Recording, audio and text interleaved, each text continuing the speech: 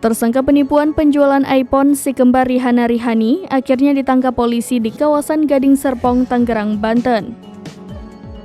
Pantauan Tribunnews.com, Rihanna dan Rihani dibawa dan tiba di Polda Metro Jaya sekitar pukul 9:10 waktu Indonesia Barat. Keduanya ditangkap di sebuah apartemen pagi tadi.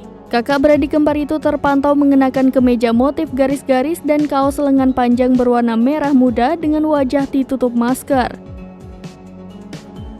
Keduanya bungkam tak mengeluarkan satu kata pun saat digiring masuk oleh penyidik Subdit Resmob Ditreskrimum Polda Metro Jaya ke ruang pemeriksaan.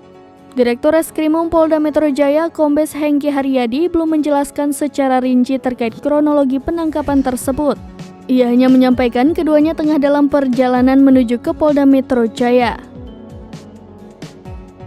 Nantinya si kembar akan diperiksa secara intensif oleh penyidik Subdit Resmob Ditreskrimum Polda Metro Jaya terkait aksi penipuan yang mereka lakukan. Diketahui Rihanna dan Rihani menjadi sorotan karena melakukan penipuan jual beli iPhone dengan modus pre-order kepada sejumlah reseller dengan total kerugian 35 miliar. Selain itu, keduanya juga dilaporkan melakukan penggelapan mobil rental.